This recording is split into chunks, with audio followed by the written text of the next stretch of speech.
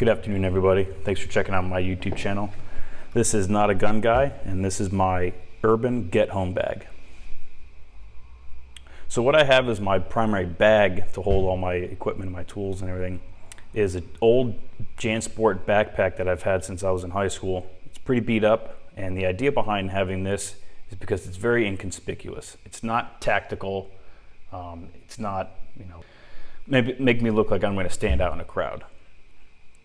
So let's get into the contents of the bag and I'll show you what I got. So first off from the bag, again, it's not a tactical backpack. It's actually part of the straps being held together by an old safety pin. But what I have here on the top pouch are going to be some small hand tools. And they're all held together by these large rubber bands. I have a set of vice grips. I have some channel locks, some large heavy duty, heavy gauge wire cutters, and a flathead screwdriver. These are really great for getting through locks. The large gauge wire cutters are great for getting through wire fences and everything along those lines. So I got some hand tools. Next in here, of course, some 550 cord. It's not a lot of it, but it's enough to do just about anything that I would need it to do. And then also I have a headlamp. This headlamp does have a red light on it, which I think is extremely important for low light at night. And then also I have just a regular Bic lighter. Why need a ferrocene rod? Why need magnesium block when you just have a regular Bic lighter which can start fire just as easy? And also I carry chapstick because, well, I'm addicted to this stuff. Next, I have a proper N95 mask. This is great for, COVID. At the time that I'm making this video, there's still a mask mandate out there, so you still got to wear a mask. But also, especially in an urban environment, you want to have a good particulate mask that's going to protect you from any industrial products or dust or whatever might have you that you're going to encounter in an urban area.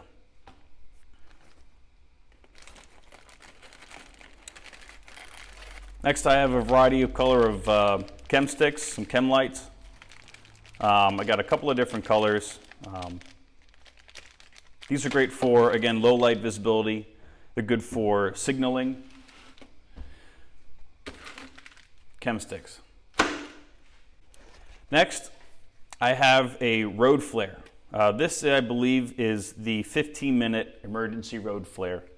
Road flares have a variety of purposes. It can be used obviously as a fire starter, although I'm not necessarily sure in an urban environment I'm going to be wanting to use a road flare to start my fires because they produce an incredible amount of smoke when you start lighting them off. The reason I have a road flare is really as a distraction. So the idea behind having this tool here is if I need to get home and there is some sort of civil unrest or there's a protest or a riot going on, I can light this off and toss it and it'll scatter people, and which will help break up a crowd and help me get away from them or get through them or get them away from me. So I have a road flare.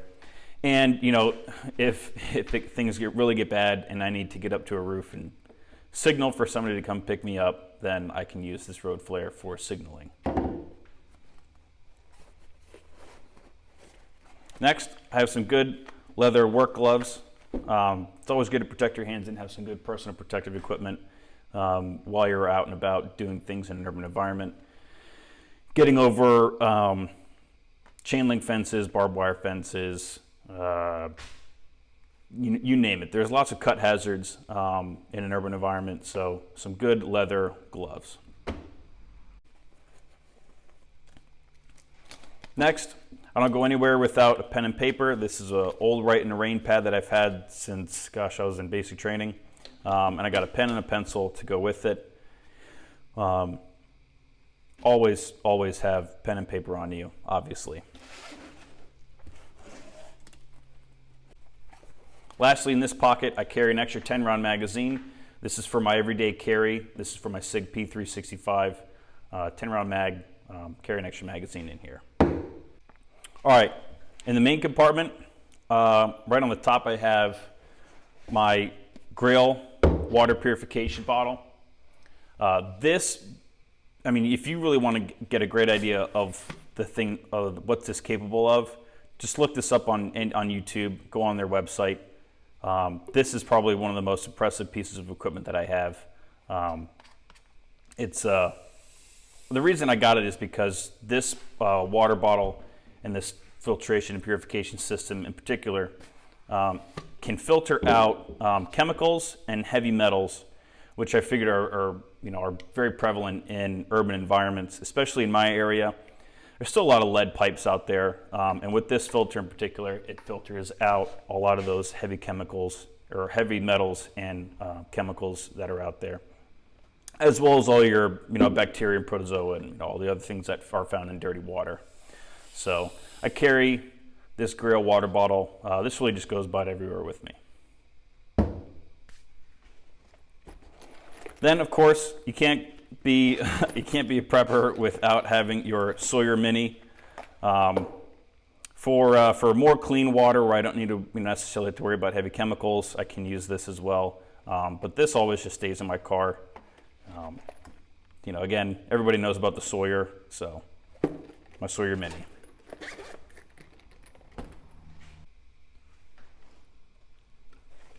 Next, I carry a hat. I chose an old camo hat because a lot of people in my area wear camo hats. That's just kind of the demographic of the area. This goes into the whole gray man theory, and again, we could talk for hours and hours on it. I'm not going to, though. The idea is, again, just blend into your environment. I don't wear a camo hat every day, but people in my area wear camo hats, so I have a camo hat to help blend in. Next, I have regular Gore-Tex, just a regular Gore-Tex rain jacket. It's always good just to protect yourself from the elements. Even in the summertime, you can still get very cold. So, Gore-Tex rain jacket. Black, not tactical. There aren't pockets or anything. It's no high-vis stuff. Good rain jacket.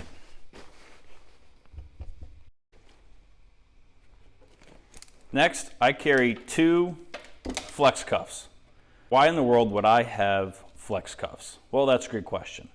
If I'm trying to get home, there's obviously, and I'm not driving home, obviously something horrible has gone wrong in my area. I'm not trying to hurt anybody. I just want to get home to my home and my family.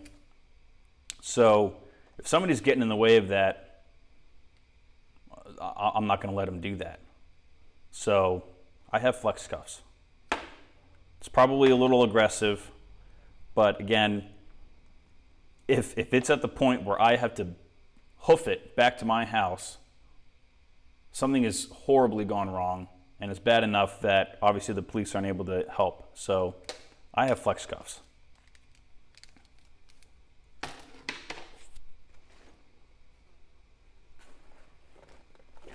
Next in here, I have an MRE. You can talk about your caloric needs for a survival situation till you're blue in the face. I don't really care about that. I have gone, well, gosh, almost 3 days on 1 MRE and was able to function pretty okay. So 1 MRE is going to be okay for me. Again, I don't have to go very far. I don't know if I mentioned that earlier. I don't have to go far from where I work to my home, and really that's what this is set up for. I have maybe at most 4 miles to get through an urban area. So if I'm going to be out there for longer than a day and I run out of my MRE food, well, guess what? I'm in an urban area and I can find food from people's houses fairly easily. But 1 MRE is plenty enough for me.